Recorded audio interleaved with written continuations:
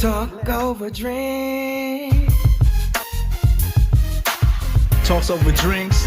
All right, good evening, good evening. Welcome to another episode of Talks Over Drinks. As always, my name is Corey Fauconier, and my partner in justice, the guy, Markel Prines. Markel, how are you this evening, sir?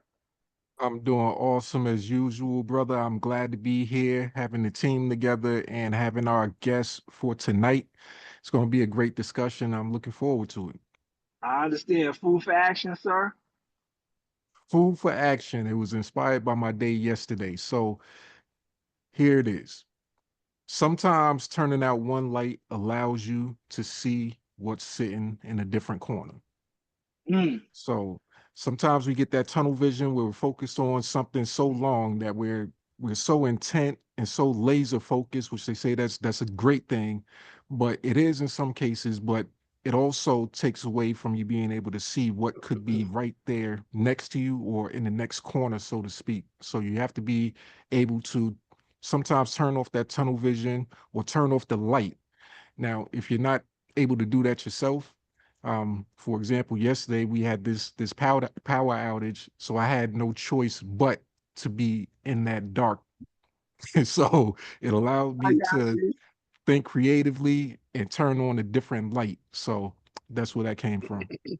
I got you. Well, that's good. I'm glad the power's back on. I know your world consists of some things that consume electricity, so I'm glad that you're back online. I think I was the same way yesterday. I was in an area that had really poor reception, so we just kind of, hung out, talked, and I found some new small businesses in Indiana that I supported yesterday. So I could second that emotion with regard to a change in your tunnel vision. And as always, my brother of another color, Jeff Kleb, Keswick, Virginia. Jeff, how are you this evening, sir? Hanging in there, and I'm glad we have a wonderful guest, Mr. Waters, on tonight. I'd like to recite one of my favorite quotes. I probably have done it before, so forgive me if I'm repeating myself, but it comes from George Washington. He said, "Government is not eloquence, it is force. Like fire, it can be both a dangerous servant and a fearful master." And I think the way things are today, that is definitely true all these years later. The wisdom of our founding fathers it just astounds me so much when I look at what today's politicians do versus, what they did all that time ago. They laid the perfect foundation for a successful and prosperous constitutional republic. And yet we have these people today just trying to do everything they can to tear it down. And, sometimes, yeah, there are a bunch of dead white guys and all that stuff. I get it. But a lot of wisdom can be found in their writings. They were definitely ahead of their time. Understood. Amen. Thank you for sharing that. Yeah, thank you for sharing that. Moving on, we have my Libertarian brother, Joshua Huffman. Joshua, how are you today, sir? Oh, doing rather well. We're actually right before that I got a call from the university there in New Zealand. Everything is good to go for me to leave the country in March. So that's what the plan is. Okay, well, good. Well, that's a blessing. Outstanding. Definitely excited Hey, and looking amen. forward to you being able to go ahead and pursue your PhD over in New Zealand. I know that when you come back, you will be well fortified and prepared to be an outstanding policy individual for whoever you decide to serve with. So I'm glad that all our prayers are coming true with regard to your studies. So that's a great thing. How did you guys fare with the weather out there? Oh, we had over the last 2 days, I think we've had about 6 inches of snow, which, of course, from what I hear, places like Lexington and Stanton have gotten it far worse, which is unusual. But it was pretty warm and rainy today, so most of the snow is gone, so that's good. Okay, well, that's a good thing because I need to slide through there to get home. So hopefully the snow will be gone. I need to check West Virginia to see how. I know they got slammed too, so we'll see. Hopefully we have an uneventful trip home. And definitely next up we have everyone's favorite Nazarene attorney, Sandy Sanders. Sandy, how are you this evening, sir? I'm doing great. As I always say, praise Jesus for anything good, and I'm doing well right now, and I'm thankful for that.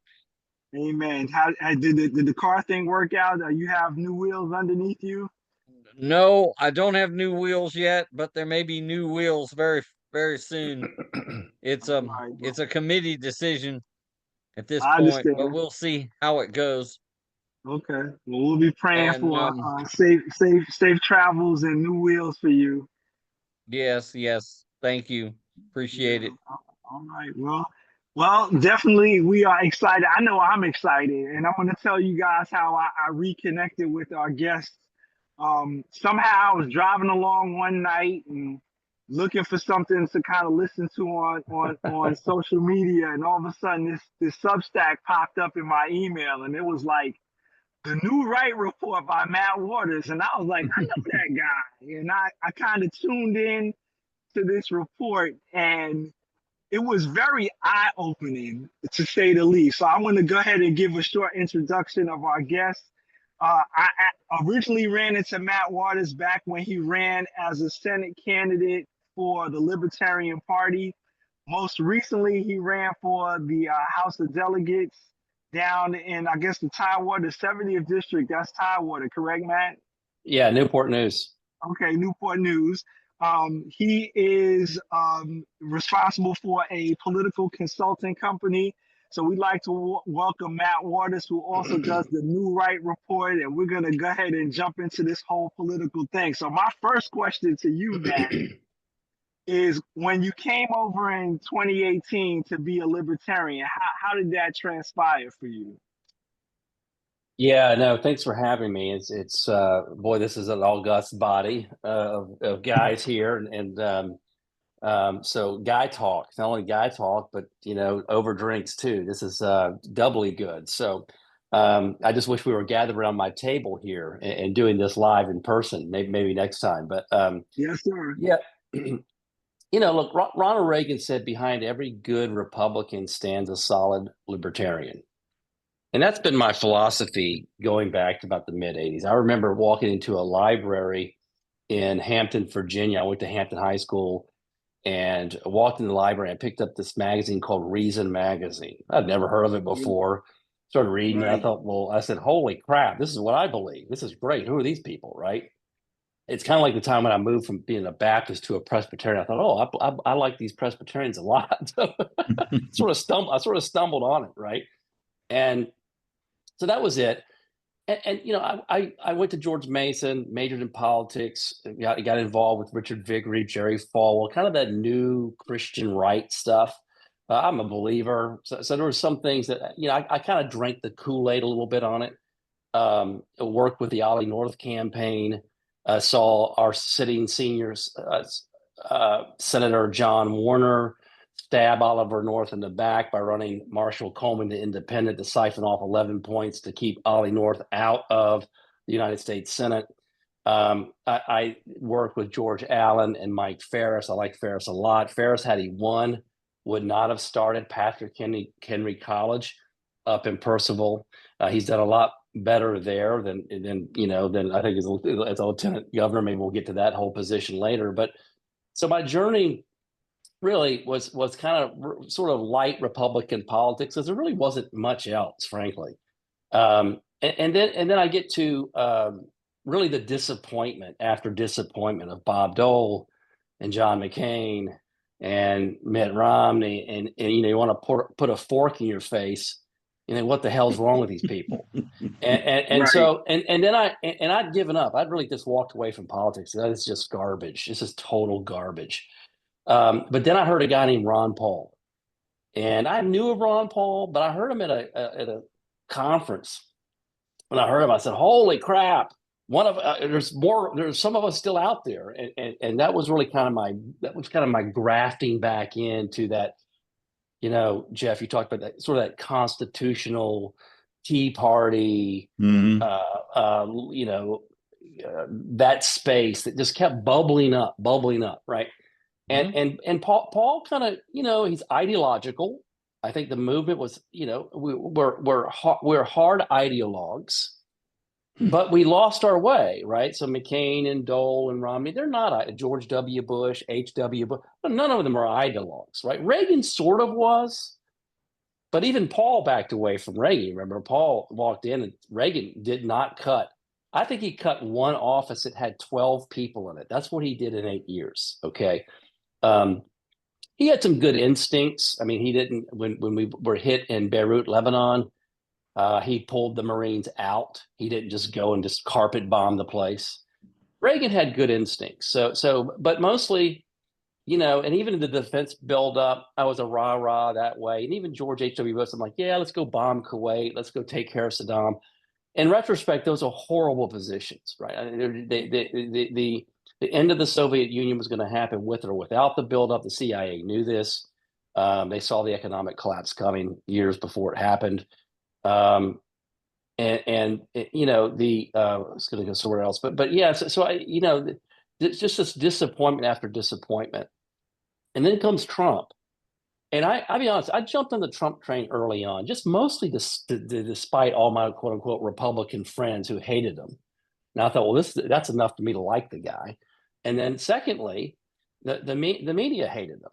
And I was working in Alexandria at the time. We have an office up on K Street in DC, and I'm back all the time. But I remember when I lived there, I would drive down the GW Parkway, and I put a big Trump sticker in my window. And you don't really drive down the Parkway at 8, 9 o'clock. You sit in the Parkway. And I'd read my Washington Times, Washington Post, just sit there. And people would come back, drive by me, they flip me off and cuss at me and throw coffee at my car. And I loved it. I just thought it was great. It provided entertainment for me on the way to work. Right. So, and I thought Trump had a lot of the good instincts too. And I think, if you look at his first term, when the Iranians shot down our drone that they said was over their airspace, it probably was over their airspace, and the Iranians were correct, and they were okay to shoot it down because it was over their airspace. But Trump was being advised to go bomb the hell out of them. He said, "I'm not going to do that. I'm not doing it." He goes to North Korea and meets with Kim Il-jung up there, and just does it out of the blue, right? So what this spoke to me was we have this, as Eisenhower put it, the military-industrial complex that's dangerous. And Trump flipped it. For years, even you think about this. Republican president after Republican president, yeah, we're going to put the capital from Tel Aviv over to Jerusalem, and they never did it. And Trump just did it, right?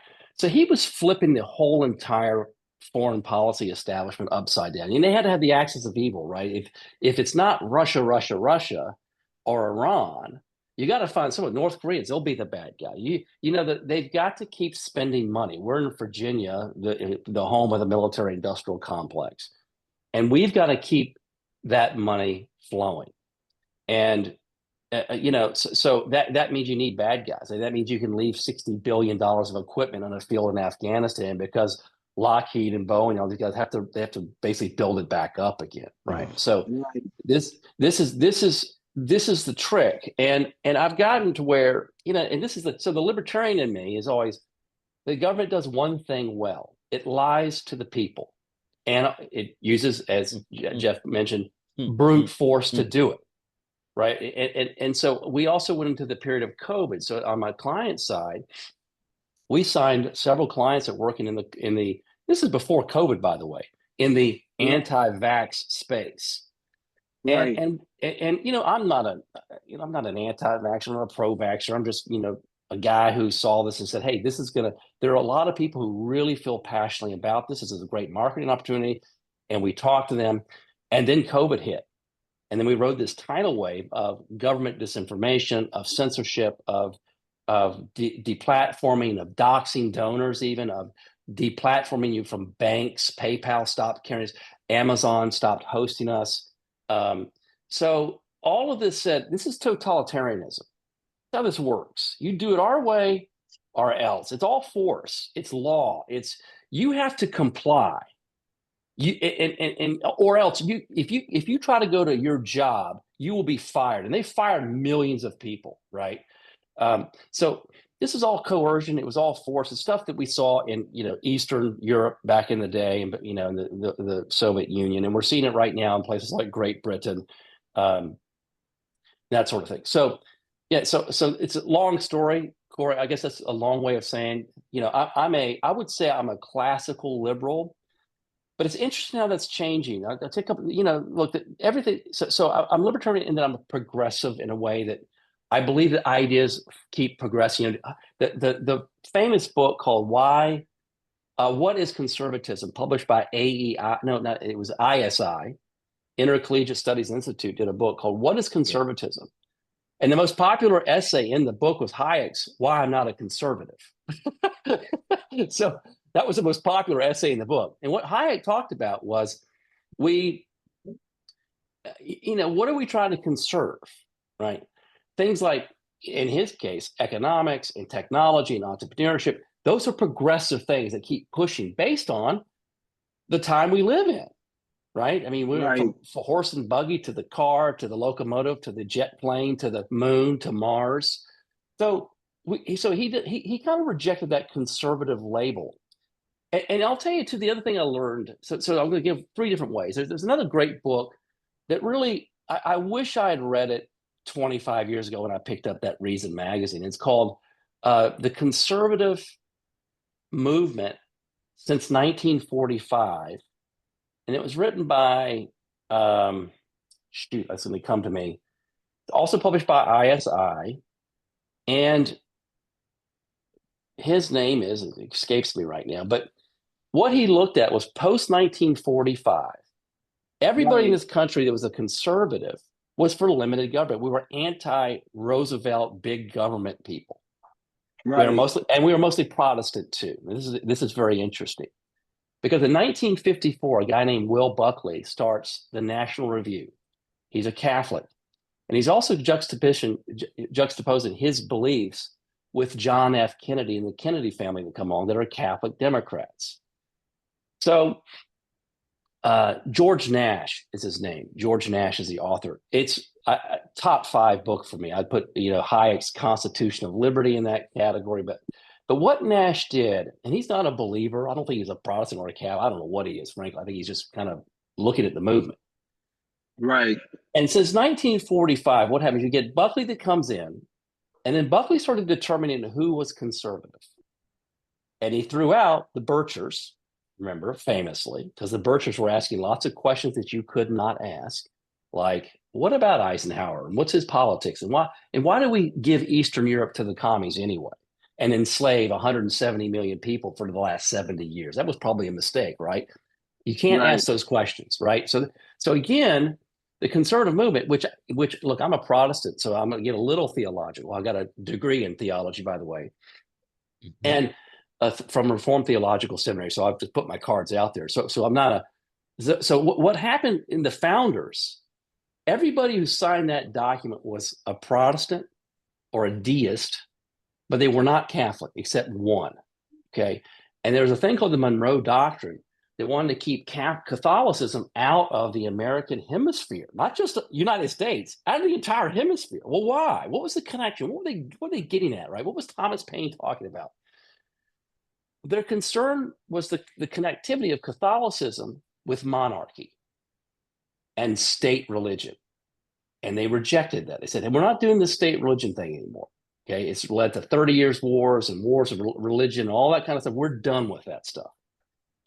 And Catholicism lends itself that way. This is George Nash's argument, and he's right. And, so if you ask a typical Catholic on the street, what do you think about the death penalty? Most of them might support it, but the Catholic hierarchy does not. Or Second Amendment, for example, they're not Second Amendment advocates. And they're also big open borders people. We're seeing the Pope right now go back and forth at the head of ICE, Tom Holman. So, you had this divide. It starts in 1954-ish. Buckley sort of co-ops the movement. And then you see it's the neocons come in, the Democrats come in, basically they're called neocons. They come into the conservative movement because they're anti-communist. And we agree with them on that. So they come in, and a lot of these guys they are Catholic, a lot of them. And so the conservative movement becomes a Catholic movement. And if you look at the lay of the land even today, from the Newt Gingriches to the Fox News commentators to the Supreme Court justices, Amy Coney Barrett's one of them was Catholic, very big disappointment. Judge Roberts, another Catholic, very big disappointment. For freedom-loving people, right? and so there's a little bit of a Protestant thing and a Catholic thing happening. So I would lurch towards, and one of the reasons why the Catholics typically don't believe the Declaration of Independence was the first founding document, because that says some things in there that sets out the fundamental principles of what America is going to look like.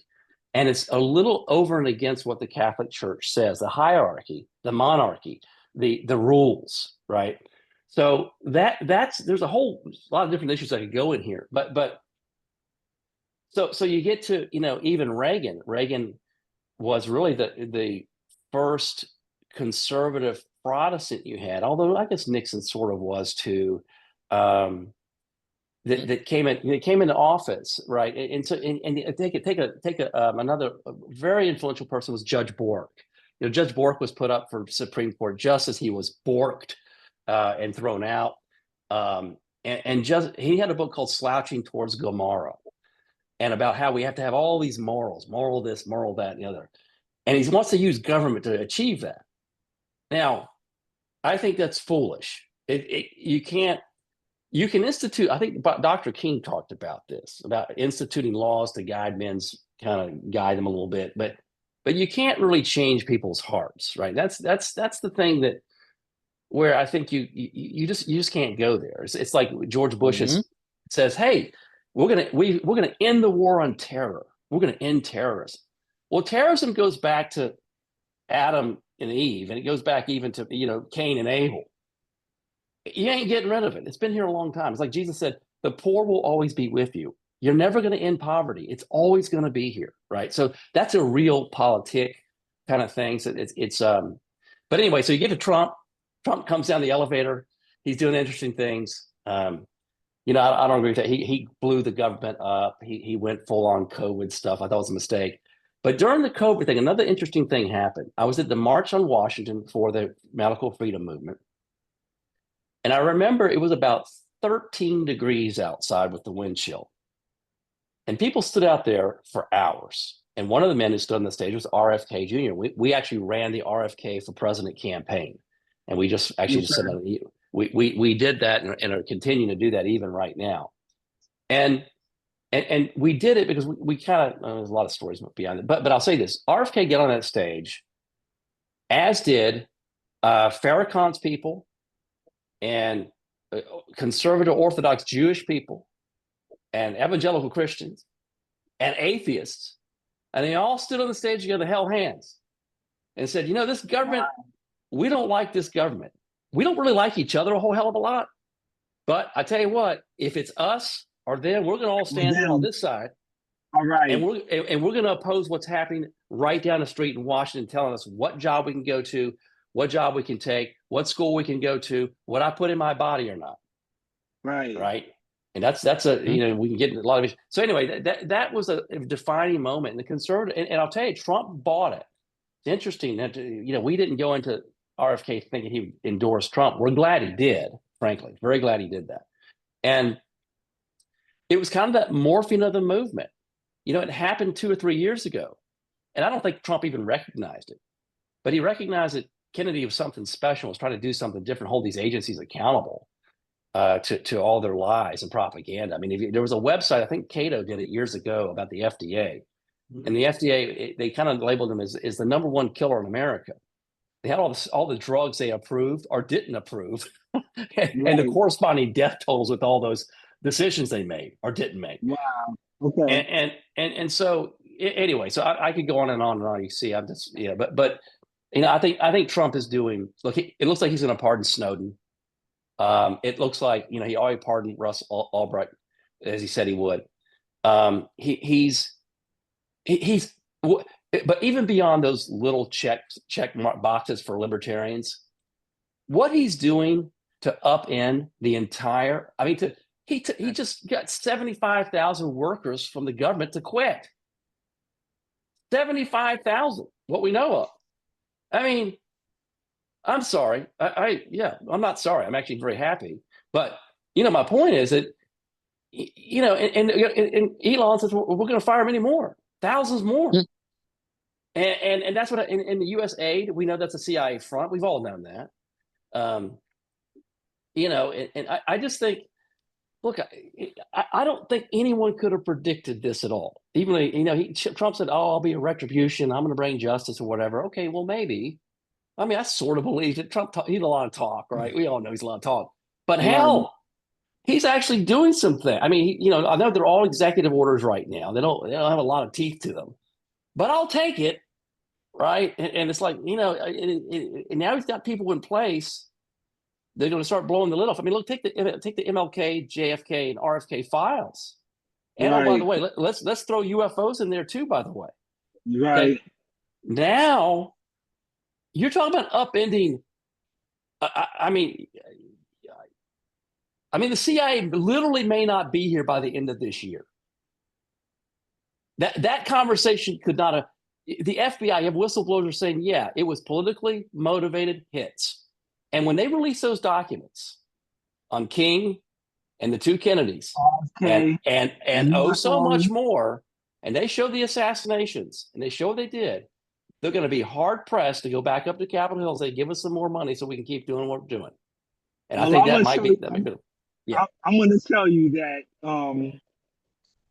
I watched a couple podcasters and their perspective, and I'll share the links with you guys so you can watch them at your leisure. But the UFO podcasters are saying that basically the military industrial complex uses the technology that they've gotten from UFOs to power a lot of the stuff that we currently have, and that they have thousands of years of information that if it's released, it could help with poverty and different things like that. But the places like Lockheed and all of those different military contractors hold that stuff under lock and key. My wife got me watching some things. I think the only other thing I have for you, Matt, and then I want to yield the floors because I'm sure everybody else has questions, is the podcast that I watched, the New Right report. You were talking a lot about your perspectives on Virginia politics and the fact that you don't believe that Winston Sears is going to have what it's going to take to carry the Commonwealth in this upcoming 2025 off-cycle election. Could you share with the other hosts and with our listeners about your perspective about Winston Sears? Well, I think like a lot of people have been very. I gave her money and supported her when she ran. So not just support her, I actually sent her money. I maxed out to her campaign, and she has been. I mean, look, she went anti-Trump. You right off the bat. We had an event. I can just tell you, I was working with a client. We had an event in Mar-a-Lago during the Stop the Steal piece, and they awarded her a very nice prize, and she was to be there to Mar-a-Lago to receive the prize. And the day before, she canceled her attendance and said something to the fact that she had a scheduling conflict or couldn't be there or something. And she did something else, but she didn't want to be anywhere near Donald Trump. Okay, that really kind of said everything I need to know. Now, let's fast forward to this, 3 days before the inauguration. I'm in Richmond at the Rally Trump event for some PAC put it on. And I'm on my way to the inauguration. So I stopped in Richmond, and Winsome and Jason and, Youngkin all get on the stage.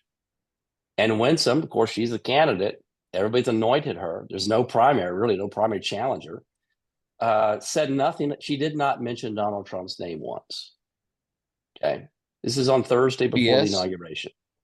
And so on Sunday, I was at an event on Capitol Hill at the Capitol Hill Club with another organization, and I sat right in front of Winsome, where she spoke for 45 minutes the day before the inauguration and did not mention the incoming president one time, not once. That's strike 2, 3, 4 in my book. And so then she sends out a press release saying, "Oh, I endorse," and that's it. So I've never actually heard her say Donald J. Trump using her voice. I've seen it written somewhere, but she literally won't go there. Now, so that sets up a couple of things. First of all, And she's playing. I'll tell you the other thing she's doing is she's playing the race card a little bit. You know, Donald Trump's getting rid of Black History Month and Indian American History Month and all these other things, right? Heg stuff. They're just getting rid of all this DEI stuff. Well, here you've got a Black immigrant who's promoting Black History Month. Now, and other things like this. And she won't say anything either. This is the classic Virginia politician. Don't say anything at all. Don't tell anybody what you believe in. My mistake when I ran for office was I had a website, actually one of the sites we ran against Tim Kaine and Corey Stewart, and the congressional, not the budget office, the record, whatever. They came to us and said, hey, you have the best website. We had so much shit on our website. We said so much. It was ridiculous. The budget and cuts. And Tim Kaine had his website just said unity. That was it, right? So Virginians don't say anything. They buy into this third way crap and whatever, right? And Winsome hasn't done anything in 4 years. So let's just set all that aside a minute. And you were going into a state that Kamala Harris won by 6 points. Kamala Harris, right? She didn't win Pennsylvania, Michigan, Ohio, Wisconsin. These are typically blue states that are now red states, but Virginia's not, right? So Virginia has a couple things working against it. One is it's a 3 million Democrats to about 1.5 million registered Republicans. You can sort of count on that as a baseline. And so to overcome that is huge. And Youngkin didn't really win that election too. I also maintain that he kind of fell over backwards and won the election. You know, Democrats don't lose elections, right? Here's the way it works. This is politics 101. Democrats lose elections when they do too much. You got Ralph Northam said we're going to leave the infant on the table, and then you had Terry McAuliffe said, you know, we're not going to let the parents have any rights at all. He said it. Not going to have any rights at all. So they were they had overextended. Republicans, on the other hand, lose elections because they don't do anything. Right. Democrats do too much. Republicans don't do anything. And that has been it, except for Trump. He's changed it. There's not a Republican. Look, Obama was very aggressive. He got through Obamacare with one vote with his VP, Joe Biden, stuffing it through at the 11th hour. He plays smash mouth football. He played for keeps. I respect that.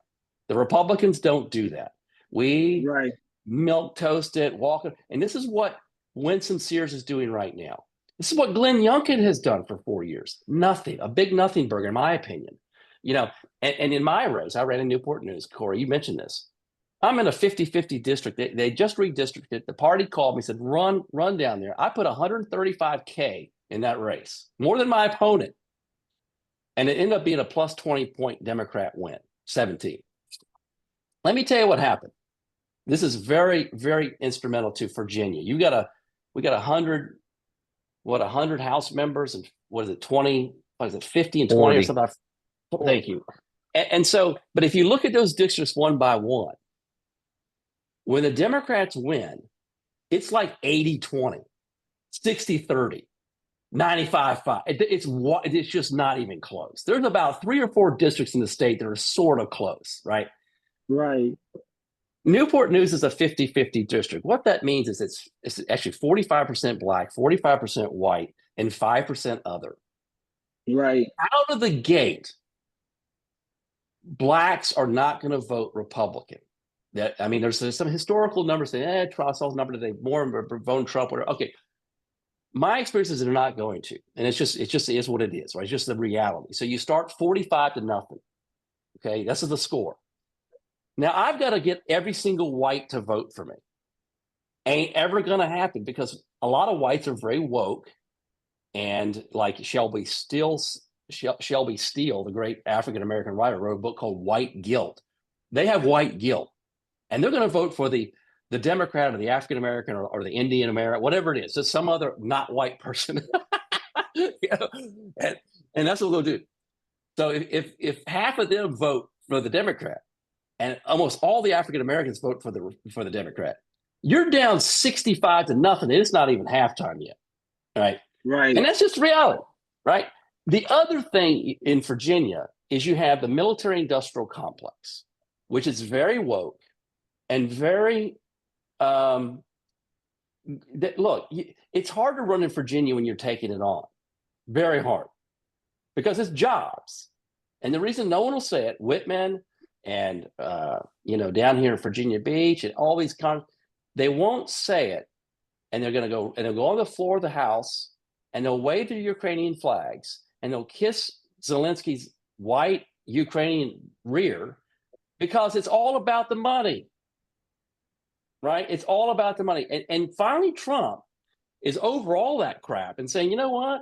F the money. The money belongs to the people. And that's finally you've got someone saying it.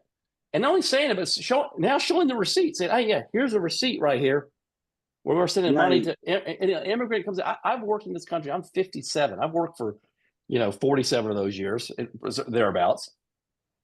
My Social Security should not equal that of someone who just came over the border last night. That's not fair. It's not fair. Most Americans get that. Like, hey, that doesn't work. That's crazy. And they're fed up.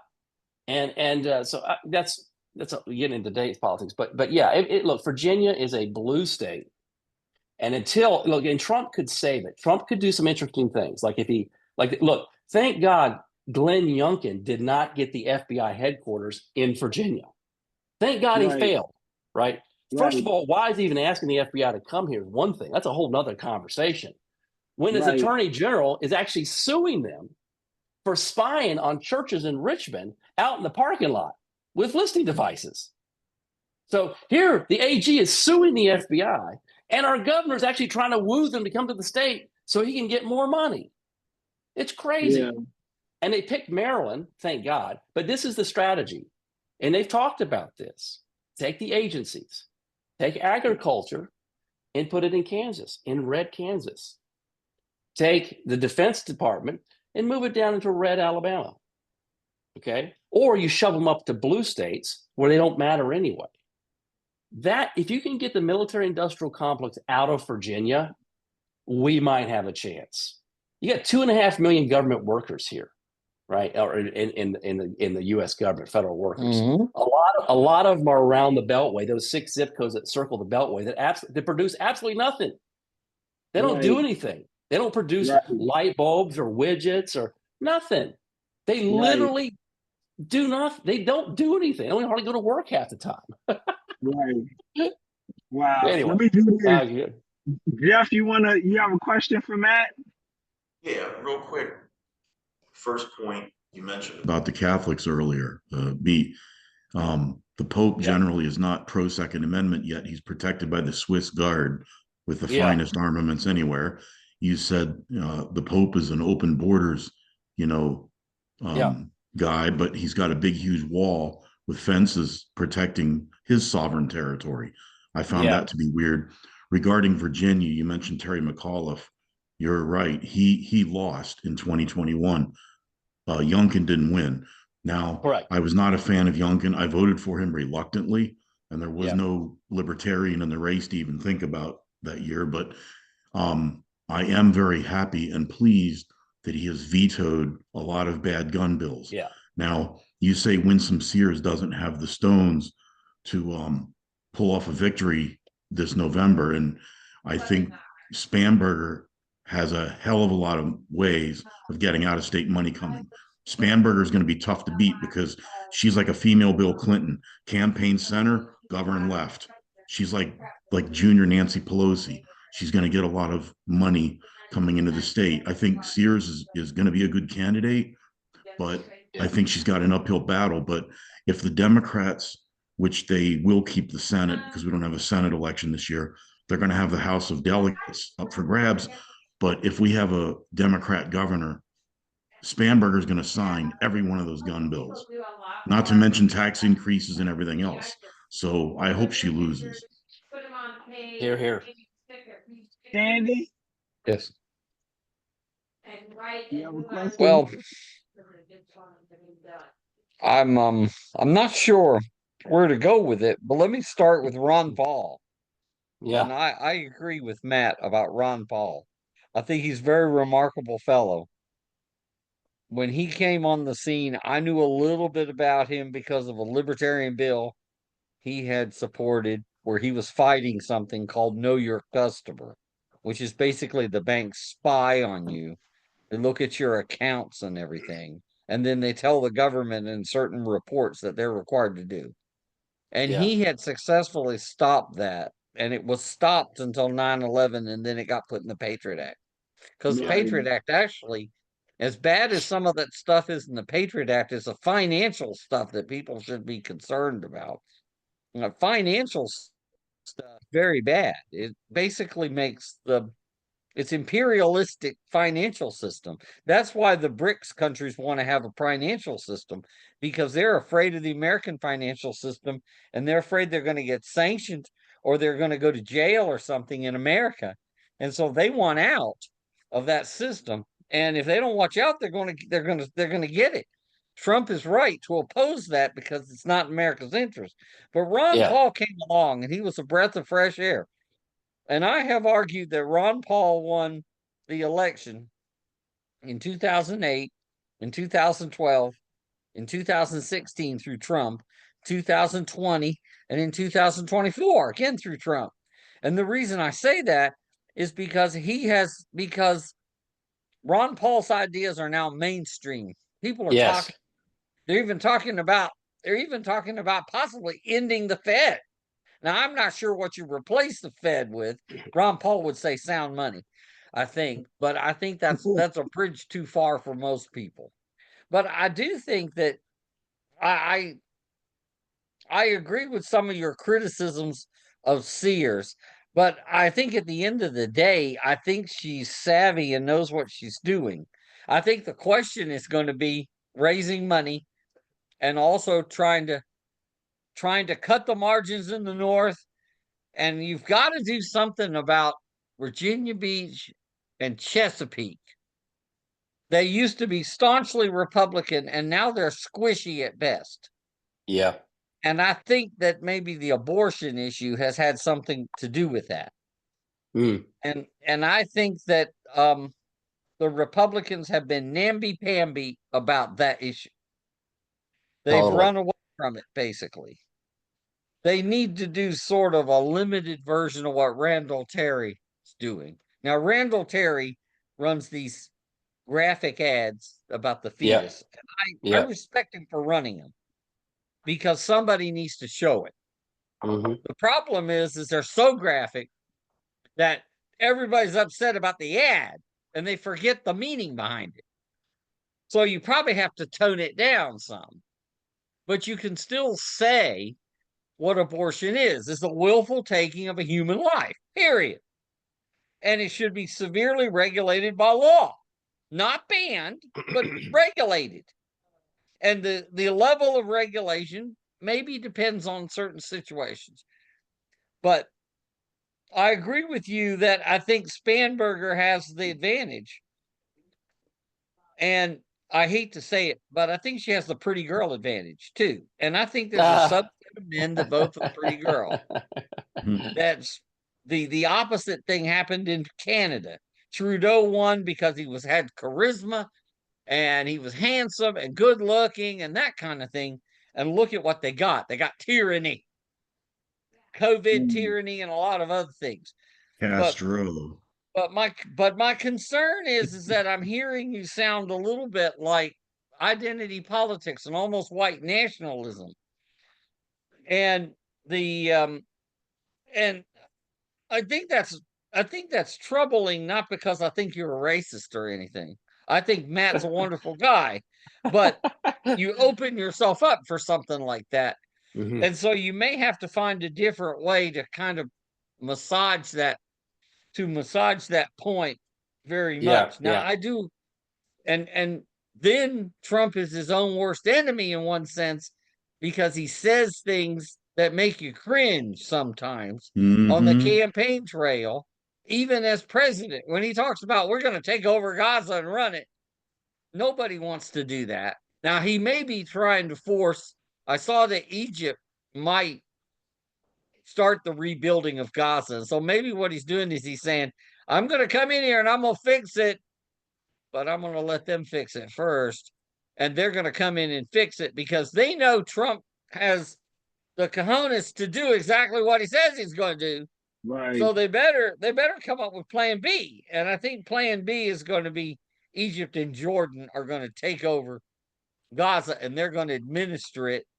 And the haters and the Hamas are not going to be allowed to have any power. But I do think that issues are very important in the next election. But I do think that a savvy Republican candidate can win. But I think there has to be some strategy.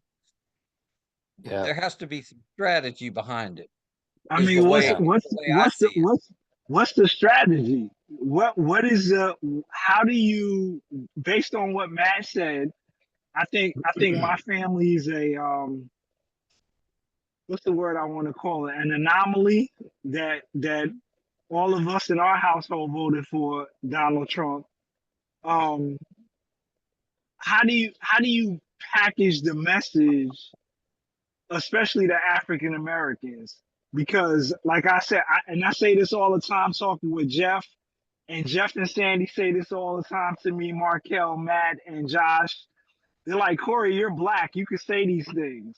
And my problem is growing up in a West Indian household in New York, attending a historically black college. Everyone in my family that's gone to college has gone to a HBCU. Okay. So my perspective is black Democrats keep using this racism thing to try to convince me and my people to vote for them. I got an email Right. from the NAACP the other day, and they talked about it's our 109th anniversary, and we've done so much, but there's still so much racism left. So I'm saying to myself, if I start a trucking company and I start crashing into a bunch of minivans, how long am I going to be in the trucking business? I'm not going to be in the trucking business for long. So my question to the NAACP, and I can never get them to agree to interview, if you're saying that you've been in business for 109 years, and I feel like things have changed. You have black faces in places that we didn't have them before, but you're still telling me that the white man has his boot on my neck. It's kind of hard Right. for me as an intelligent Well, person Mhm. to believe that nonsense, but then we're still talking about reparations and things that just I don't think are ever going to happen, but they're going to continue to use these things as the crutch to keep us separated Right. from being with people like that are on this panel tonight. I don't buy it. And when you try to sit down and have a conversation with people, they just don't want to have that conversation with you, or they want to call you names and push you down and belittle you. And I can't agree. Corey, I was on the campaign trail and I went to an African American church for 9 months, partly because it was a great church, but mostly because it was a great church. And the pastor was also the head of the NAACP as well. And I was able to speak to the NAACP with my white liberal opponent there. And, I often started my talks with quoting Malcolm X. And anytime you go to Malcolm X, you get people real jittery all of a sudden because you don't know what the hell's coming next, right? And that's purposeful. And I said, Malcolm X said that the worst enemy to the black man is the white liberal. And I looked over at my opponent and said, well, she sort of fits the bill, doesn't she? Yeah. And I kept going, right? So I think, and I'd have, it was again, I campaign almost exclusively in the inner city neighborhoods, the urban areas where I pack. So I've got my Glock here, and you need it in lots of places, not just urban areas, but a lot of places, anywhere. Because anywhere you go to church on Sunday morning, you better be packing. But I would talk to the guys, and they'd come and say, "Hey man, can I be honest with you? Can I have an honest conversation?" I'm like, damn right, man, let's go. And look, I think with Black America, we need to have an honest conversation. And I remember back in the day when Alan Keyes and some other guys, he had a radio show and he was at Heritage, and there was this thing said, Alan was an interesting fellow, wasn't he? Yes, yeah, he was. Talking about And- the Declaration. It's Yeah. too bad he turned into a neocon. I'm not. That's funny. I wouldn't be surprised. I mean, who knows? And I'm not gonna raise his Catholicism on this phone call either. But that's a little joke. But I like. I voted for Alan Keyes in the 2000 primary. That's hilarious. I may have too, actually, Sandy. That's been a while, but I may have as well. We're the few, the proud, the 3%. Yeah, that's right. But I usually don't vote for the winner in a primary anyway. It's probably the kiss of death. Sandy's endorsement was probably enough for the other side to say, well, we're going to win. Let's pack our victory party right now. Yeah. But, one thing he said, the slogan was, it's a Black thing and you can't understand it. Right. It was that slogan back in the day. And that's bullshit. I'm just going to call it, right? I mean, identity politics is bull. Yeah. So my wife says, or women will say, oh, well, it's the issue of abortion, Sandy, you raised, and you can't, you're a male, you can't talk about it. It's why the Catholic Church gets hit, because all these priests, none of them can marry, and they're telling women how to have kids or not to have kids, right? So they lose credibility, right? Okay. Okay, whatever. But Daniel Patrick Moynihan wrote a report back in, I think, 1968, 69 about the African-American family and saw what was coming. And as a Democrat, he said it, and he wasn't trying to say it was no big deal. He said, look, there's some really chronic issues here. Some very bad things are coming. If we don't solve them now, it's going to get worse, and it's a lot worse. Okay. And we've got to be able to figure out how to grapple with that national problem. And you know what? Because Jesse Jackson ain't talking about it. Al Sharpton doesn't talk about it. And even, I was just looking the other day, and it's Black History Month. Trump did reach out to Black people. Oh, he did, and he supported HBCUs. I think he's making some inroads with Blacks, and I think what you ought to do is figure out how to make that transferable to other candidates. Yeah, right. I think you're right, Sandy. I mean, So I mean, he said, "Give me a try." Yeah, that's right. I think I thought that was a powerful argument, even though they made fun of it on election night. They were trying to talk about that he had a campaign event in Kinston, North Carolina, and something like 90% of the people at the candidate event were white, but Kinston's like 50 or 60% Black. And so they were kind of making fun of, here he has this rally and they're all white people in the middle of a Black county. And I thought, well, you know what? He's reaching out. And there probably was a lot more Blacks at that event than they reported. They just didn't want to report about them. But that's the interesting thing. Give me a try. And I think that moved the needle. I think, you kind of have to throw out the 2020 results, because who knows if they're real or not anyway. But from 16 to 24, I mean, Biden got 81 million votes. So the morning after the election, X has got all these Democrats who are whining, we want to recount. Where did all the votes go? And I didn't say it on X because I didn't want to get in trouble with somebody, but I wanted to say, I suspect dead people voted in that election. Mm-hmm. Maybe you just proved the fraud that you looked for, and it'll never be proven. And Trump shouldn't have challenged the election. It would have prevented a lot of problems. He should have taken the high road on that. But he was probably right. But my point is that I think the Black male especially has been, now maybe Winsome Sears, because she's a woman of color. Maybe Winsome Sears can break through not only Black males, but Black females as well. Yeah, I tell you, I'd love to hear. And it doesn't take very many to really change the dynamic of the election. I think my problem with my own people is the fact that when you try to talk politics with people, they automatically just turn you off when you want to talk about the Republican.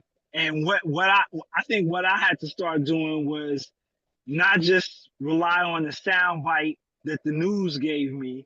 Like I'm driving, so I'm listening to all types of political radio, and you need to listen to the whole speech, the whole presentation, and then do some additional research on your own.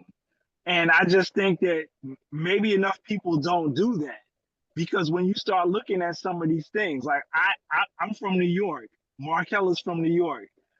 I had one cousin that married into the family. He was a police officer. I think I went to the gun range once as a young person. I didn't start looking at law enforcement and security seriously until I had 3 break-ins. I had 2 break-ins in Chesterfield homes, and I had 1 break-in in a Henrico home. And I know you guys see me on Facebook. You know my dog is 10 pounds. So one day when I was at work, my wife was home with an intruder in the house, and all she had between the person that broke into our house and her was this 10-pound dog. Definitely not the way you would want to be. So I started my investigation of the Second Amendment. The police responded like, Mr. Fauconier, you have a right to protect yourself. I started looking into that. I was looking for a part-time job. A friend of mine was a security supervisor. I went from unarmed security to armed government security. I watched the DMV headquarters in Richmond for 4.5 years. I did the DMVs, the Department of Taxation. You know, if you had I a medical remember all those emergency, jobs, Corey. yeah. You If used you to had a talk to medical me about them. emergency, you had to come in contact with one of my officers. And at the time I left and went to the Richmond Police Academy, I was a supervisor. I had 45 officers in my management situation. But the thing that sparked to make me join the police department in the first place was when I went. The Richmond Police Department has a citizens academy where people in the community can sign up and take different police academy classes. And when I went into that firearm simulator where you have to, you know, they tell you what the call is. Hey, Officer Waters, you get a call, and it's truant kids from school at the local park. And you walk in there, and it's this big TV, and you have the firearm, you have the pepper spray, you I've have the done it. baton, and you know what I'm saying? So that's what made me understand the awesome responsibility in carrying a firearm, and really that my mouth is probably the best weapon I have. But unfortunately, not everybody's going to listen to what I say, whether I'm wearing a uniform or whether I'm not wearing a uniform. And that's why everybody in my house has a concealed weapons permit. My kids, my stepkids, my daughter-in-law, everybody. And that's just something that Mandy and I have passed down to our family. And just, I know a lot of Black people carry, but I don't think a lot of Black people understand, like Jeff was saying in the beginning of the show, if it wasn't for Governor Youngkin having a lot of veto ink in his pen, in his veto pen, we would probably not be passing our firearms to our children and grandchildren. And that's my fear. I think my number one fear in Virginia going into this next cycle is that we're going to end up losing something that unfortunately a lot of people don't respect. If you don't want to carry a gun, it's like I drive a commercial motor vehicle for a living. I called Markel today. He's like, man, I don't know how you do it. But Markel is not at home telling me, I don't like driving trucks, Corey, so we're going to prevent you from driving a truck too. And that's what the firearm situation is in Virginia, unfortunately. And Jeff and I went to Lobby Day this past year, and it was like, I want to invite the Democrats to a CHP class. I want to invite them to learn about the mechanics of a firearm, how it works, how you clean it. And the Democrats don't want to learn anything about that because they don't live this lifestyle. Because they're ideological. They want to take the guns away. I don't know, Sandy. I mean, look, again, I'm just going to base according I'm to your not talking point about rank and file Democrats that you might be able to win with something like that. I think the politicians have been given a script, and they've been told you follow the script or you get primaried. Period.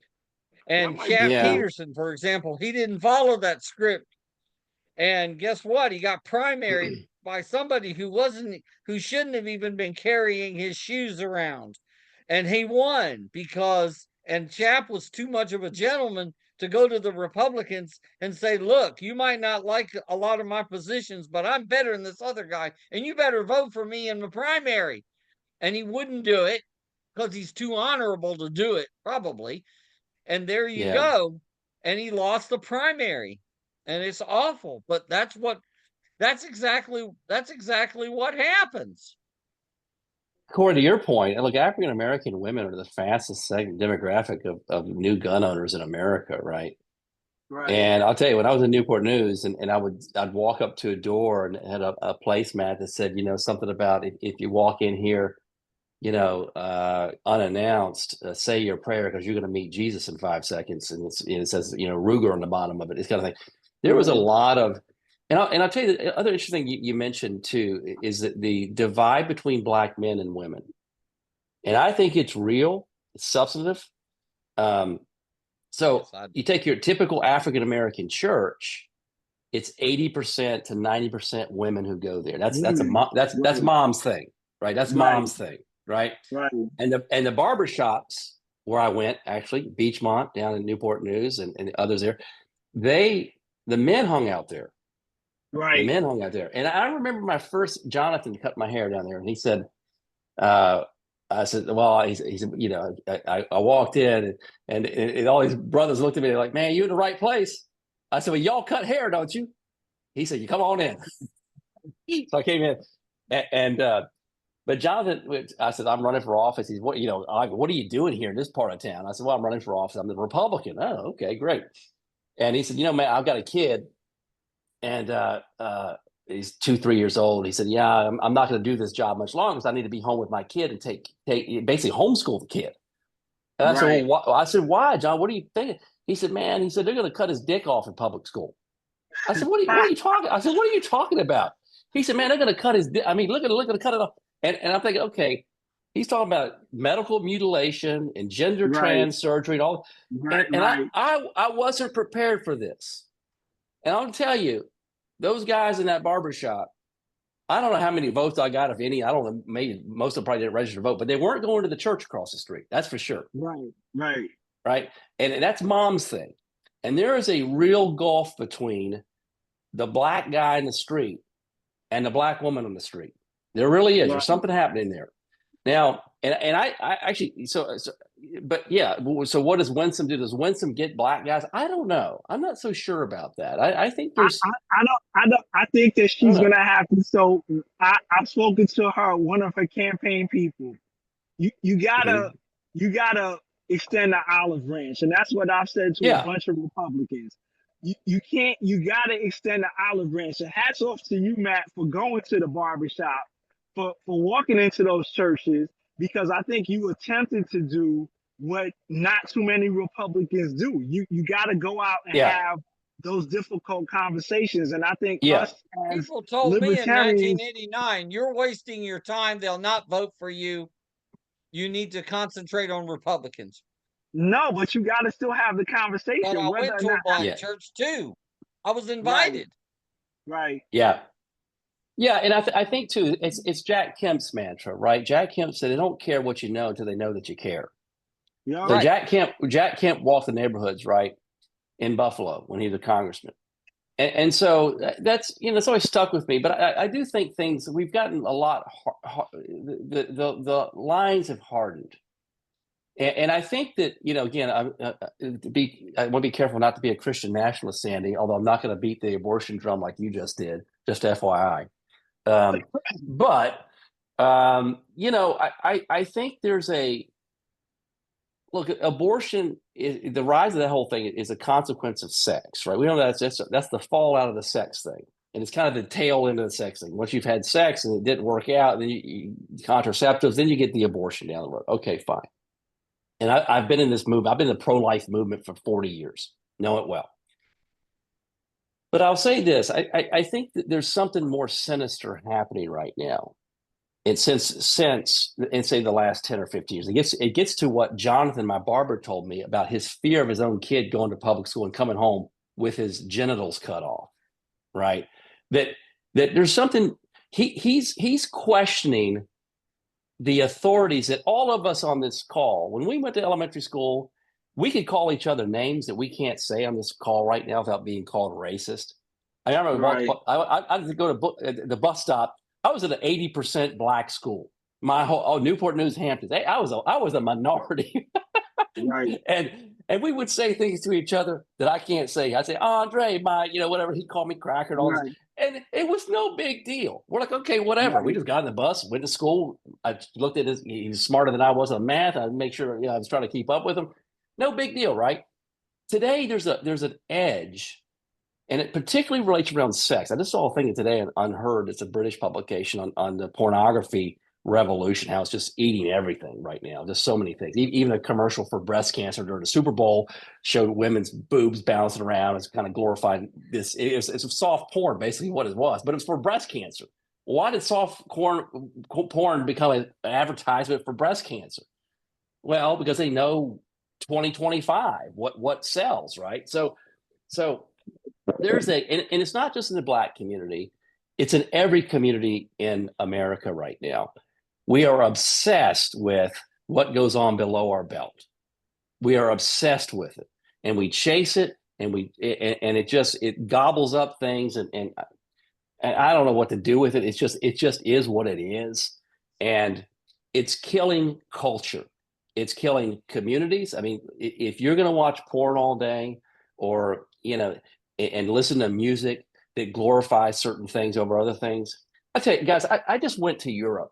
I spent 4 months in Europe. I'm working on citizenship in the country of Hungary because I have an ancestor through Hungary, and Hungary's run by a guy named Viktor Orban.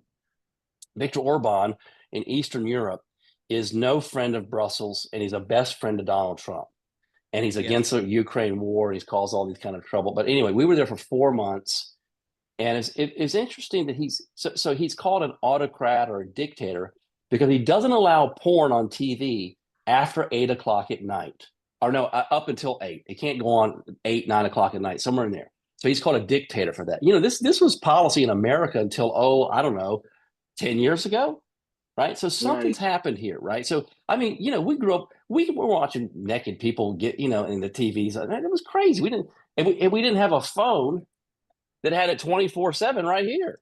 Right. I mean, if I wanted to go see porn, I had to go to my friend's house and kind of sneak a Playboy or something like, some kind of crazy thing like that. I couldn't watch it 24/7 on my phone, all this crazy stuff. There's no way. Right. It is so easy.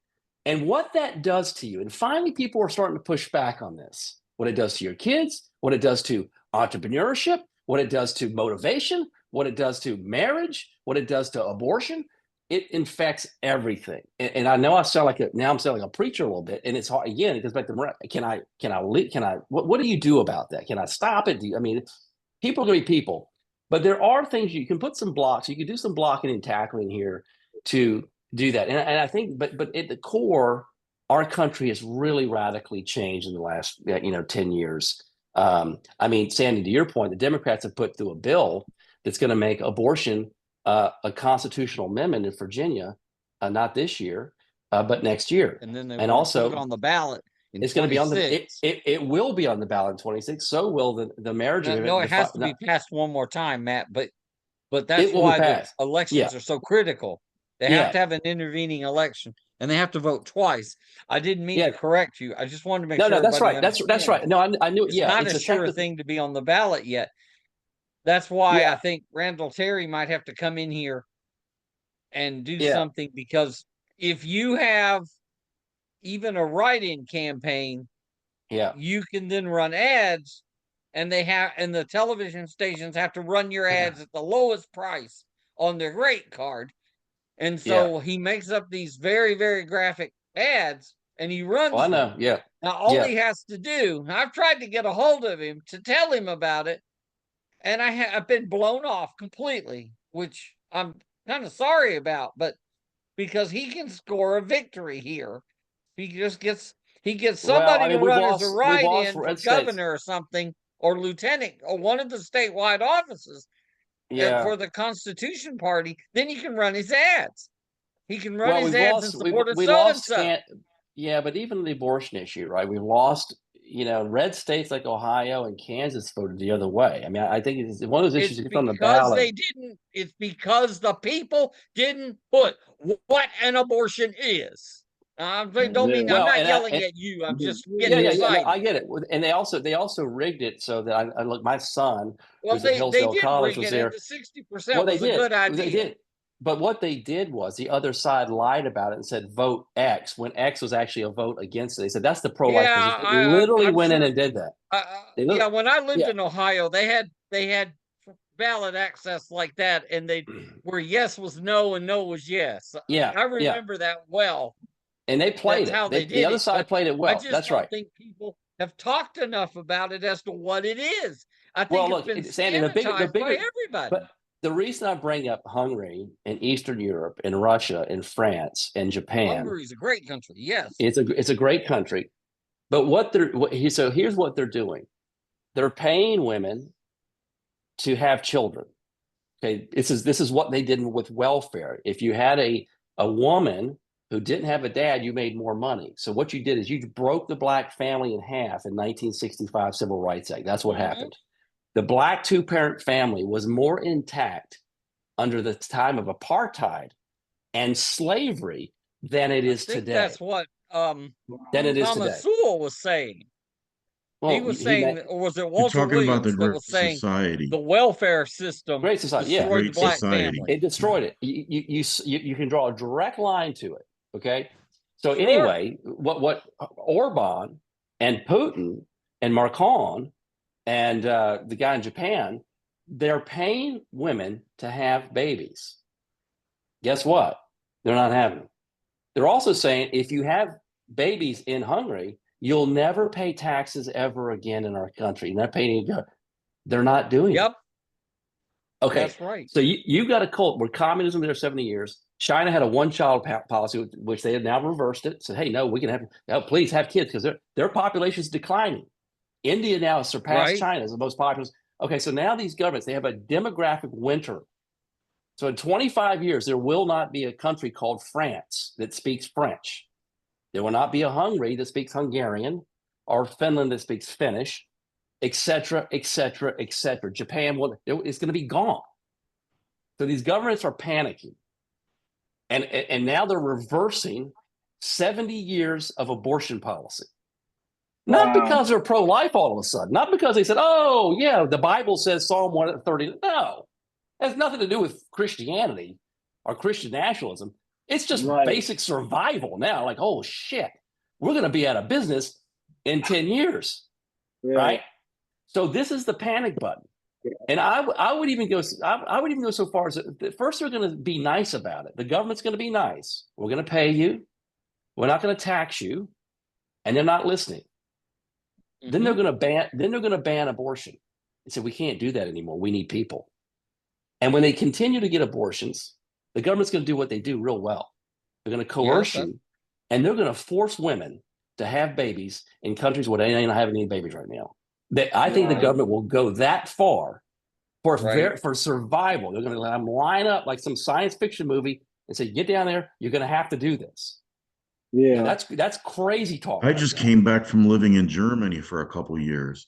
And in Germany, they had a very low birth rate. But what they did under Angela Merkel, they just imported a whole bunch of migrants into Germany, which they jokingly called Germanistan. But they had a low birth rate, so they imported a whole bunch of people. Right. And now they don't really know what to do because they've got this culture clash. Crime is up. Sexual assaults are up, and they don't really know what to do about it. The old people, the old Germans are worried that they're not going to get their pension benefits that are promised. The younger people are mad because they have to compete for jobs. And if you speak out, you get fined 4,000 euros. Yeah, it's they've had violent protests. I've seen it. I saw it myself. It's bad. And France, England, and Belgium are worse. Yeah, and Hungary, by the way. Well, in Hungary, what they have done is they have not allowed any. Don't forget Poland. No migration. Slovakia, Poland, Slovenia, Romania, Serbia, Croatia, all these countries, Albania. They don't allow anyone in, except unless you're an Albanian like me, I've got to prove that I'm a Hungarian 2 generations, and and in Hungary, you actually have to speak the language, which is a little bit of a barrier because it's like impossible to learn that It's language. very But hard. yeah, so but on the question of existentialism, right? These countries are literally not. I mean, you're going to lose entire cultures, right? So what do you do about that? And do you I import agree in with you.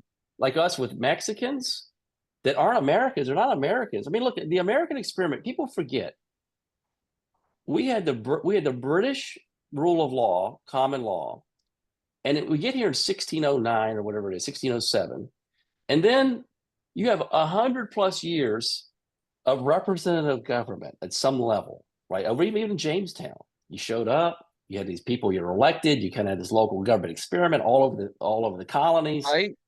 for 100 years, and then we declared our independence. So to drop constitutions in Baghdad when we overthrow the government, say, oh, they're all going to be constitutional, they're going to be a constitutional republic, and they're going to embrace free speech. Never in the hell going to happen, and it never did, right? So it takes time for these things to blossom. And some cultures just I almost think you have to fight for your. Almost think you have to fight for your freedoms in order to appreciate them. And if you just give them to them, they're not fighting for them. So it's hard to appreciate something you haven't fought for because you haven't fought for it.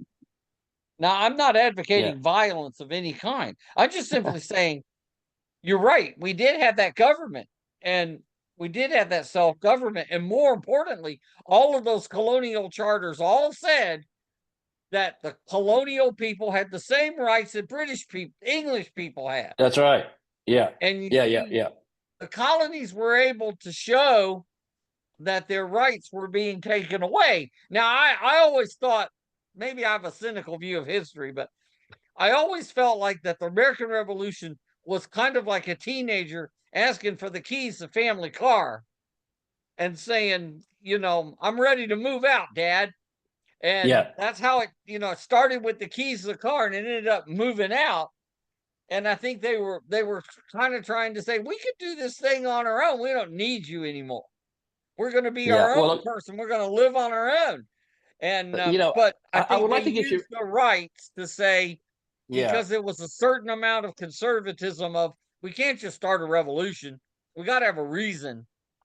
So they came up with all this stuff that I'm not sure actually held water, but hey, it got people excited about things, and taxes tend to do that. But that's right. Well, look, Tom Paine, Common Sense, exegeted 2 Samuel, or maybe it's 1 Samuel. 1 Samuel, what is it? 8, somewhere in there. Is that the one where the children of Israel wanted a king? That's right. That's right. And so here's the heretic Thomas Paine, who exegeted scripture better than any Baptist preacher on a Sunday morning, and said, hey, look, you don't want this. You don't want the king. They're going to tax you. They're going to put you at war. They're going to put you right in the war. Your rights are being taken away from you. You have a right to fight. That's right. And that's how they got around Romans 13. Obey the government.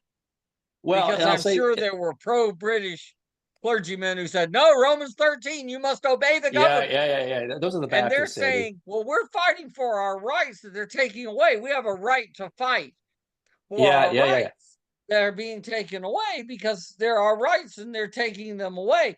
And it just led to independence, because independence, of course, wasn't the start of the revolution.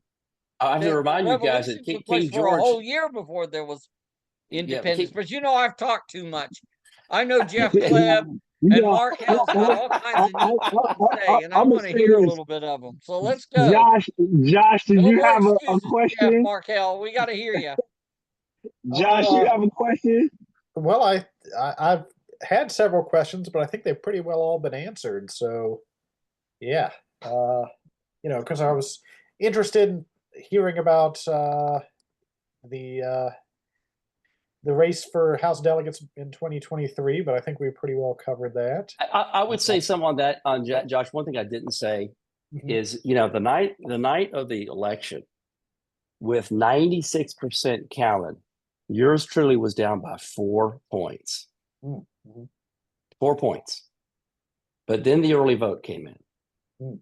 The early vote that Glenn Youngkin spent 2 years cultivating, spending millions of dollars securing the early vote for Democrats to go out and vote early and lose the House and my election. If you get back, again, this is where leadership comes in big. You go in a place and you say, hey, you know what? We're going to clean the rolls up. And if the MLB doesn't want to play the World Series here, F them. We're gonna clean the rolls up. That's what we have to do. Okay. It's not fair to have millions of people on rolls that aren't in this country or in our state any longer. And you have same day voting, and you do throw out the machines, and you do paper ballots, and you ask for IDs. You want to clean Matt Waters may have won that day had that been in place. And oh, by the way, we would not have lost the House or the Senate. That would not have happened. I have one question. Do they not ask for ID? Because I live in Chesterfield, and they take my ID. Yeah, they do. They do, Corey. My address. Technically, they're not required to, but they do.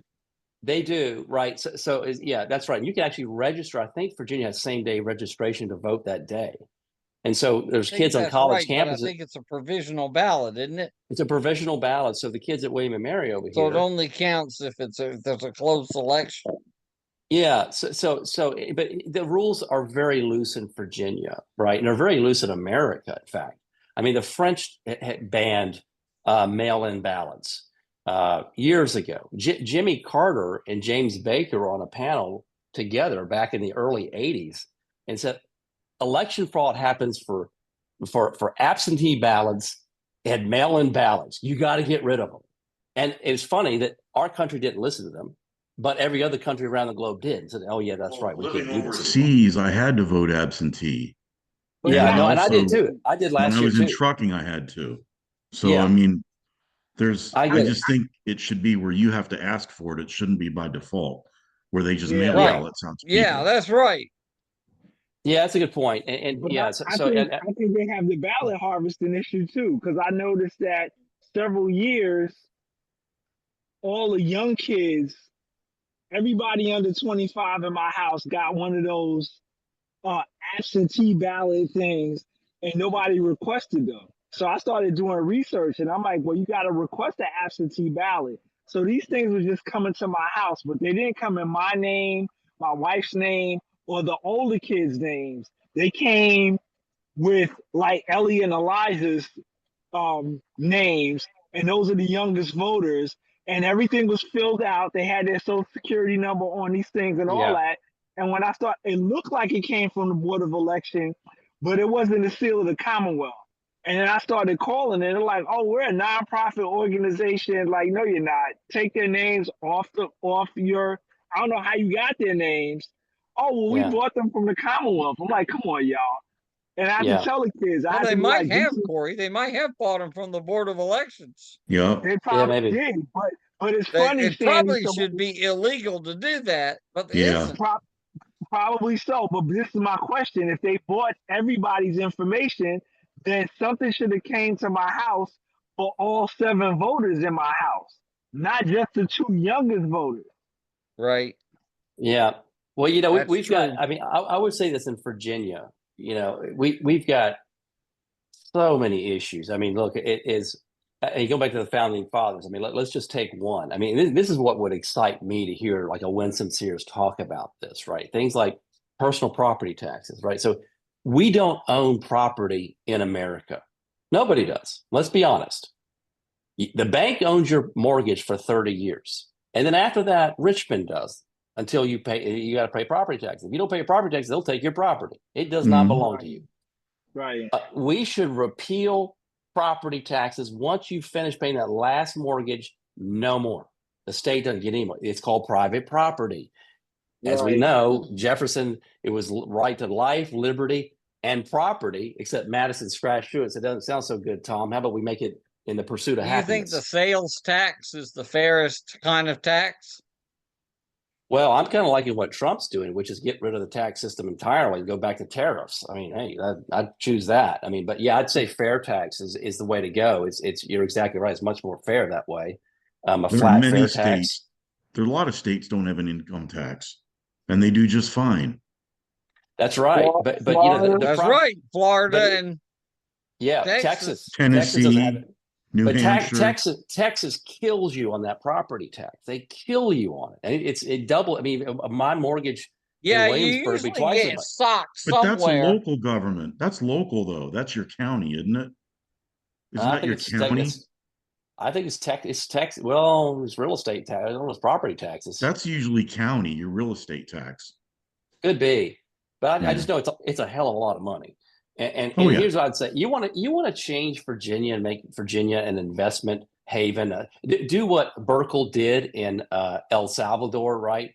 One, he imprisoned gangsters and said, "Hey, we're doing away with this. We might even send our criminals down to El Salvador, which would be great, but it'd be cheaper for us." But you imprison, get serious about crime. Okay, that's one thing. But the other thing is give people the right to own property, to really own property. You want to change Virginia? You could bring 10 million people here overnight. They say, no property taxes. Hey, I'm not worried about a 7% interest on my mortgage because I don't have to pay after 30 years, or maybe I pay it off early, do it in 15. I'm done. I save thousands that way. I mean, you need to inspire creativity. I mean, this is where I kind of hit Winsome. I just, and even Glenn Youngkin to some degree. I mean, it's great to sign a bill or stop a bill, but where's the creativity that we see from Donald Trump, who is he's just taking it to them. He's running everything across the table, and we just don't do it. I mean, things like, just simple things we could be in charge of. We spent $17,000 a year per pupil to educate one pupil. I've homeschooled 5 kids. The most I paid in 1 year for all 5 of my kids was $12,000. Okay. Now I had a mom that stayed at home, a wife that stayed at home, which was a lot of money because she didn't go out to earn money. But if we took that same amount of money, 15 grand, and said, hey, mom, dad, you have 5 kids, you get 15 grand per each kid. Or you can just send them down to the local public school, or you can go to a private school. What do you want to do? I'm going to give that family $60,000 to educate your kid. That's not going to, you know what? Unleash people. And talk about African-American community. You want school choice? I'm telling you, that's an issue that, they're trapped in bad zip codes. That untraps them from bad zip codes. You're right. I'm just saying, and no one's talking about these things. I'm like, man, yeah, but the teachers unions would have a price on your head. Sure, the Democrat Party and the teachers union are going to come after you with everything.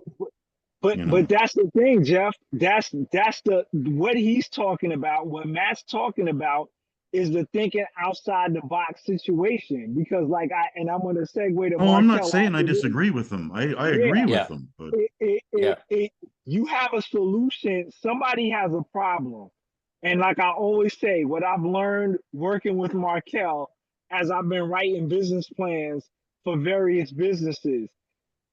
Markel has a solution to your problem. So when he's talking to you, he's listening to what the problem is that you're discussing, and he's coming up with something that's value added to make your life easier with a solution. So after that, I'm going to segue to you, Markel. Did you have a question for Matt?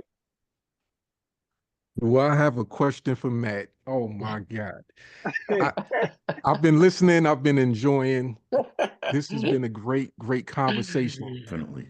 I don't know where to start, really, but the first thing that I think that's been on my mind for at least 30, 45 minutes is I can imagine the battle or the conversation, I'll call it, that happens in your mind.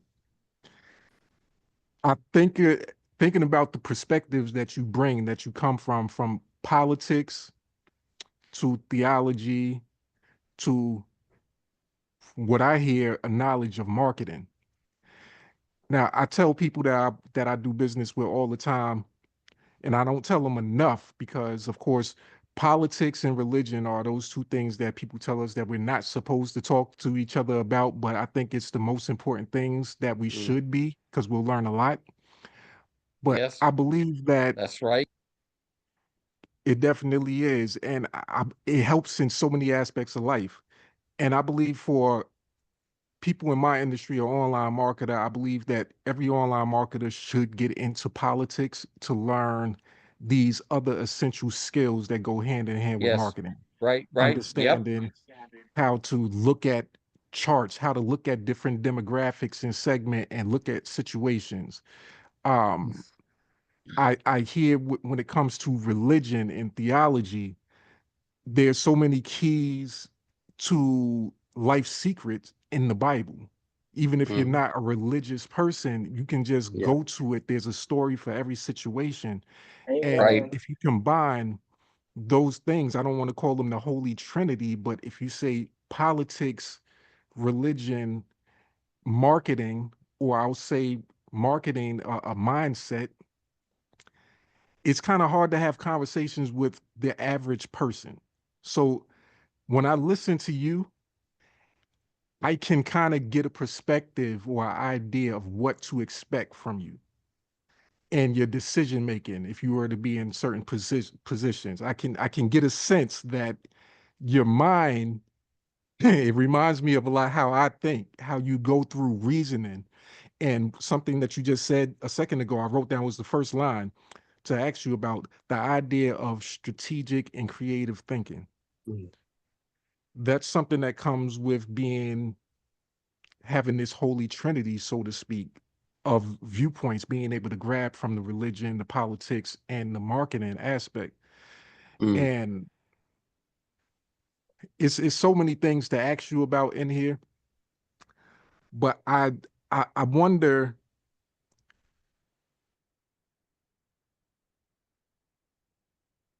how do you convey the message and move towards progress Mm. with people that don't have these experiences Mm. or can't have a clear open mind enough to even see your vision of how things work? Because it's logical what you're saying, and to some people it's Mm. kind of like it may be shocking. Like what Sandy said, like you may have to change the way you say certain things about that certain topic. I'm When a certain little people rusty. hear, right, Mm. when people hear that, okay, it might send emotions through them, like, oh man, what is he saying? But Yeah. it's something that's needed. There's nothing wrong with what you're saying. You come from Yeah. a perspective, and I can hear a perspective that's grounded in having a diverse viewpoint. And diversity doesn't translate to racism. Right. It's No, it doesn't. it's No, I just agree 100%. Exactly. you have a viewpoint where you're able to connect, and I think it's part of a different discussion, I guess, that would Yeah. take hours to have about what President Trump is actually doing. A lot of people is hating what he's doing, and one thing that you Yeah. mentioned in the beginning was the removal of, let's say, like Black History Month Yeah. or certain things like that. Yeah. People will say, "Man, that's a horrible thing to do. How can you try to erase a Yeah. history?" Yeah. When you think of stuff and you really sit back and think, it's like if you've been inflicted with the pain for so long Mm-hmm. and the scar is there, if you continuously look at the scar, there is a such thing as muscle memory and trauma. I think about it sometimes where you can smell something and it takes you back to when you were a kid, something Yep. that you smelled Yep. there, or it's sight, senses. But if you see that scar there, it reminds you and you can feel that pain. If Mm-hmm. our purpose is to eliminate and remove the pain, then what are the methods available to removing the pain? If you don't see the scar anymore, then possibly the pain will no longer be there because you won't have anything to reflect back on to identify that pain. Mm. That's one viewpoint.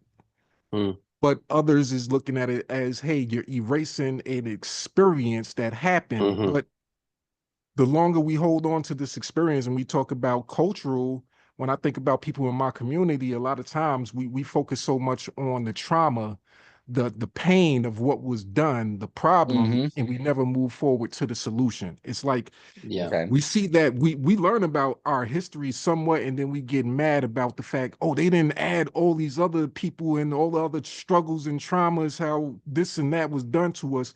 Why do you want to continuously keep living the pain so that that's the only conversation you have? Is your conversation for the last however many years has been about the pain and Yeah. how Yes. it's never Yes. ending. But Yes. why is it Uh-huh. never ending? It's never ending because you keep looking at it Yeah, and and it's you keep there. discussing it and you keep bringing it up. So the question Right. is, like you always say, Markel, what's the solution? And unfortunately, talking about black people, the leadership of the black people, and like let's just look at Virginia politics. Mm-hmm. There was a time when black people weren't in political office, and then they were like, "Oh, we need to get in political office." So now you're in there. And when I read a newspaper article, I can't tell if it's 2025, 1955, or 1855 because you're still talking about the same thing and there's never any solution. So we have to vote for the white liberal guy or we have to vote for the black Democrat because we have to be remembering this trauma that nobody in our age group has ever, pushed upon us. It just hasn't been that way. So what's the solution? And like I said, I personally think, even speaking about Josh, and I always say this, Josh was like, I want my campaign to be about ballot access because I think that this is a very important lesson that people in Virginia need to learn. And anytime Josh got any type of media, that's what he wanted to teach people about why it's so difficult to get people on the ballot to run for office. And nobody does it. Josh has done it. Sandy's done it. Matt's done it. And I've done it. And Markel, you were out there when I was trying to get my ballot petition signatures. All you're trying to do is give people in your community something value added, but they have to be able to come to the table and start having some of these conversations that we're having on all of these various Mm-hmm. talks over drink shows and the type of stuff that Matt talks about on the New Right Report. So I mean that's the solution is to start the conversation. And we can't let race or sex or Right. religion or any of these dividing factors keep us from coming to the table because we're never going to come up with any type of solution.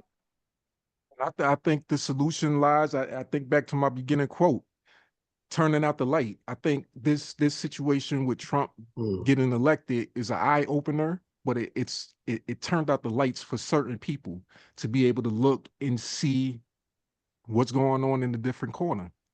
And I think that's what he's brought to the table. It's always a positive somewhere. And I did a post earlier about the yin and yang. Yesterday, what started out my day was I got a positive message from a business partner who was showing appreciation for something that I shared with her. And she liked it so much it helped her. In just me seeing that put me in such a positive vibe that it was just so positive that I was intending on right after I got up, took a couple of steps, came back.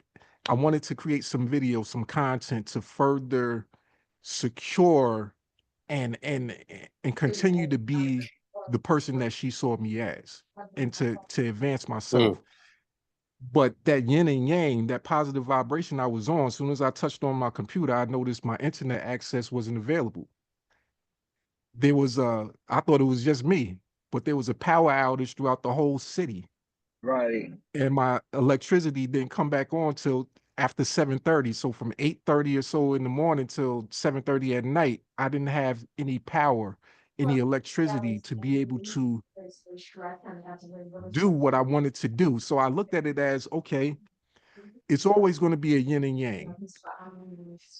I realized that my purpose and the energy that I provide was enough to activate this opposite thing that I'm on the right right track because there's something opposing me for this, even though Ooh. it's a town-wide thing. But I took it personal.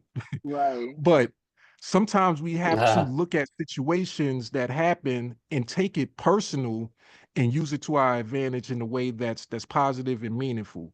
So what it did Yeah. for me was it allowed me to have that dark time where I was able to look in a different corner, think of some concepts, come back with a rejuvenated mind that I might have needed, and to come back today with a whole new concept or Perspective. Right. extended I concept, got that you. something new. And what I put in the post was sometimes when you turn out the lights and you're in the dark for so long, once when somebody turns on that light, it's the same light, but it's just you're blinded by it at that point. It just Yeah. seems extra bright. And that's because you've had that time to not see anything and to be refocused. Right. I know I'm supposed to be asking you a question, sir, but as you've gone through, you've answered so much for me. Um, we would I would love to hear more of your conversations, more of your ideas on different topics. Um, how do you balance, once again, I guess, the religion and yeah. seeing things in a common sense way of how things should be, and then working with politicians who have their own vision of what they want things to be? No, that's a good question. I mean, I don't know if I can, Markel. That's a tough one. I mean, like, so much that it informs me does come out of Scripture. I mean, look, even Jordan Peterson, whose new book is on the Genesis and I think Exodus and I think Job, I think is what it is. Jordan Peterson, I don't know if he's a believer, and and his book has been almost universally panned by people. Says it's not very good, but his point, I think Jordan Peterson, what he's trying to do is he's looking at these important documents, which are the scriptures, and saying, hey, how do we appropriate these things, and getting to kind of what you're talking about? What does that look like, in everyday life?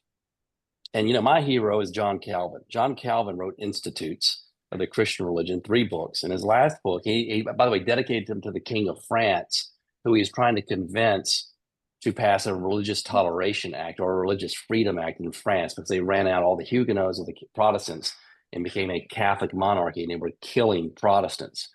And he fled to Geneva, Switzerland, where it was a Protestant stronghold.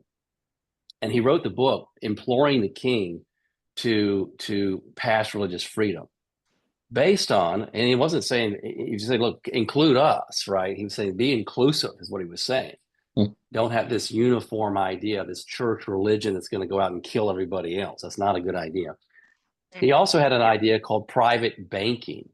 Geneva, Switzerland, you talk about Swiss banks. Well, that came right out of John Calvin. He's the guy that created these things. Said, look, your money is your money. It's your property. And no one has a right to look at that. It's secure.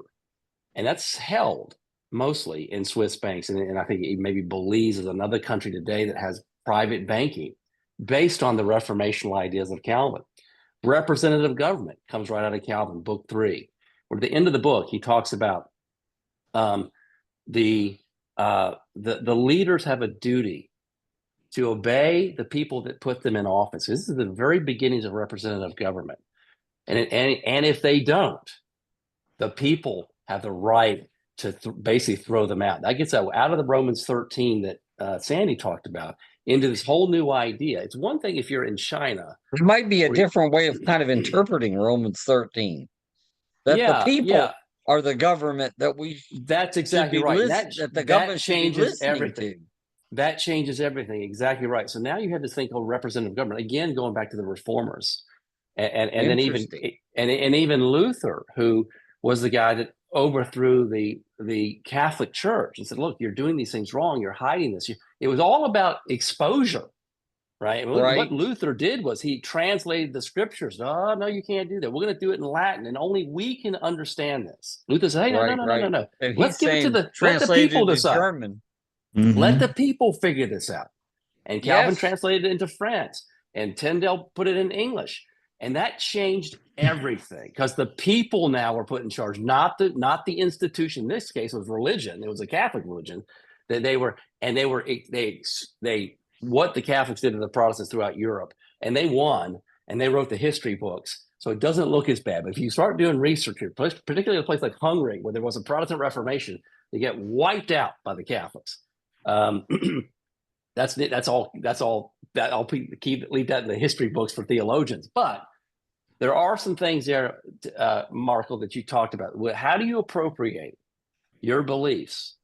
And it could be, it could be Islamic or Indian or Hindu or whatever, and play that out. And Jeff talked about it. Look, the Muslims, a lot of them are playing this out in Germany right now, saying, "Hey, this is what we're going to do." They don't call London stand for nothing. It's and by the way, the people born in England, the most popular boy name in England right now is Muhammad. That changes a culture. Now, look, I tell you what, we talked about birth rates and population demographic issues. The Muslims are having children. It takes a lot of faith to have children, right? And to that great faith goes great rewards. And right now, the Muslims are displaying a very great faith by having kids. They're taking a risk.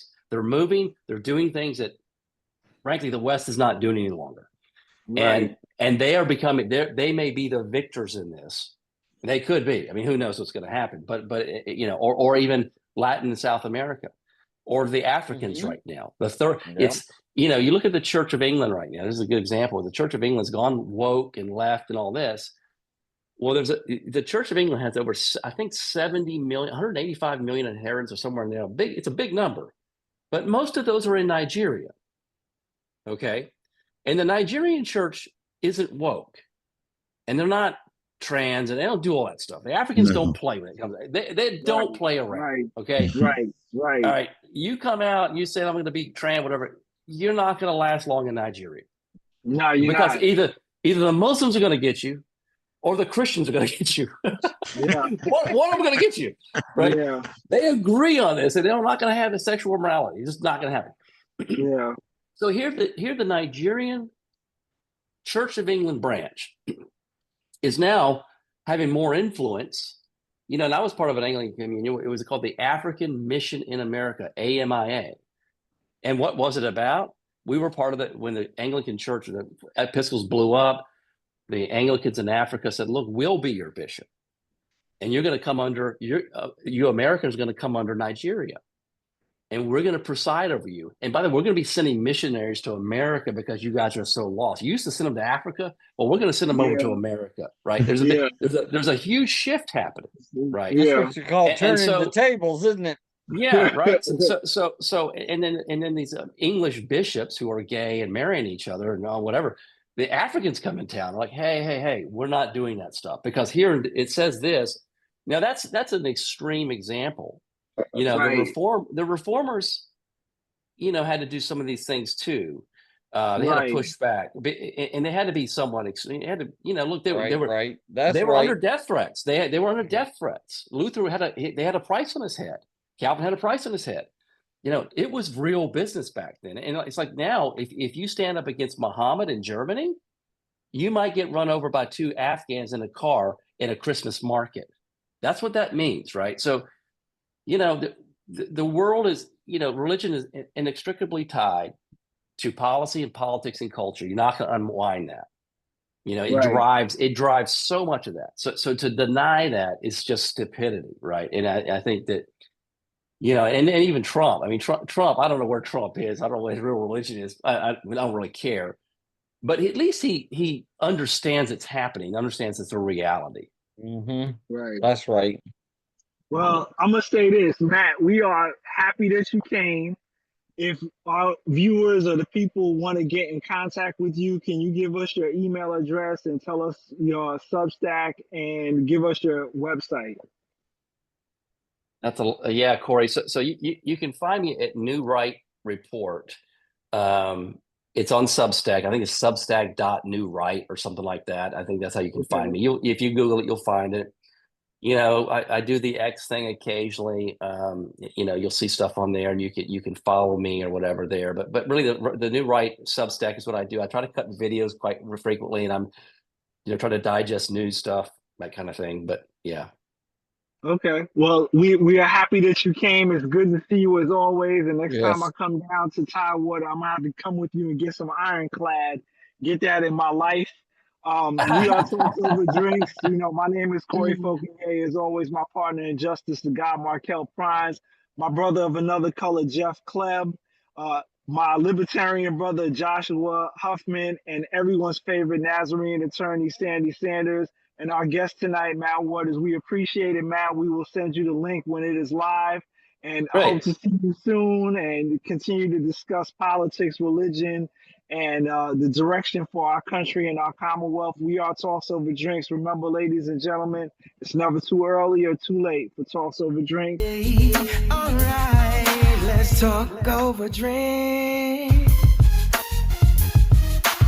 Talks over drinks.